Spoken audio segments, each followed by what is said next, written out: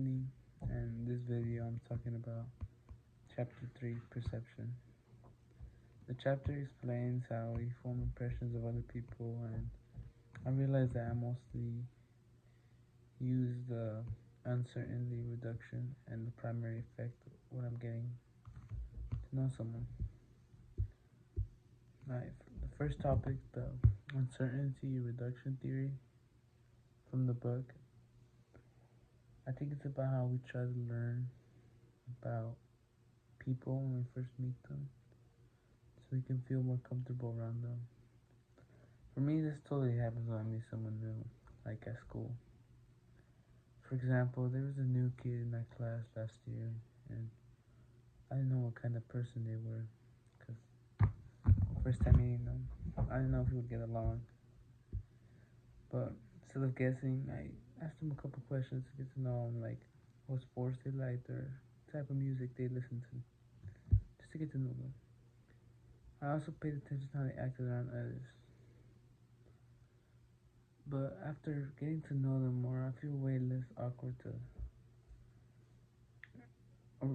less awkward around them, and I started to understand their personality better. The primacy effect. The primacy effect is when your first impression of someone sticks with you, like, even after you find out more stuff about them, the way you think about them stays the same. I definitely do. I think I definitely do this sometimes. For example, one time meeting a new kid in my class that I've never seen before. They barely talked and didn't smile much. I assumed they were just not friendly or liked to stay to themselves. But later we got paired up for a project, and I realized that she was just shy at first, and she actually turned out to be a good person. That showed me a lot because my first impression influenced how I saw them, even though it wasn't accurate. 3 is the halo and horns effect.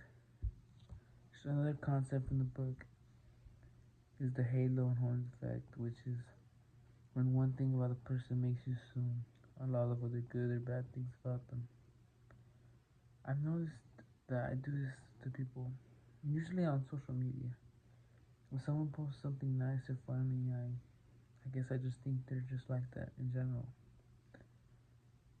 That's basically the halo effect. But if someone posts something rude or annoying, I would think they're rude and annoying. That's the horn effect, but sometimes it's not really fair because social media doesn't always show how someone really is. It's just perception. I feel like overall, sometimes I use uncertainty reduction and the primacy effect mostly over the halo and horn effect when forming impressions of people. Learning about these ideas from the book helped me realize that first impressions aren't always right, and that it's not fair because it doesn't show the full picture of someone. Well, that was it. I hope you enjoyed the video. Bye.